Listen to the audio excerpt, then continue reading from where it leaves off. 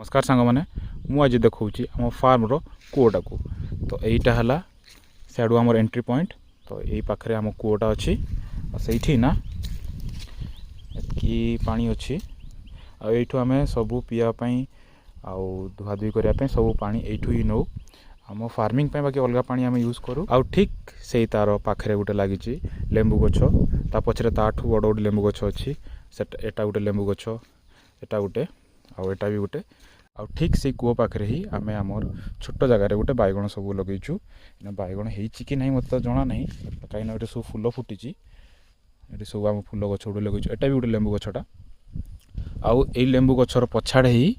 आम गोटे कंटाकोड़ी गछ लगेचु जोटा कि आमर हाइब्रिड कंटाकोड़ी गछटा आउ एगुड़ा है से लेंबू गछ गुड़ा जोड़ा मुझे देखी से ये ना लेंबू किसी कि नहीं जना बाकी एटा बहुत एतकी उंचारू एठू एत उंचा अच्छी लेंबू गछ आटा गोटे लेंबू गछ आटा है से कूटा और बैगण जो आम लगेचु से छोट ही बैगण गुड़ा सब एतकी छोट हो कि बैगण गुड़ा आउ से भितर किसी सब जहाँ हो बाकी ठीक कूप पाखे ही आम बैगण गोटे छोट जगार आम लगेचु।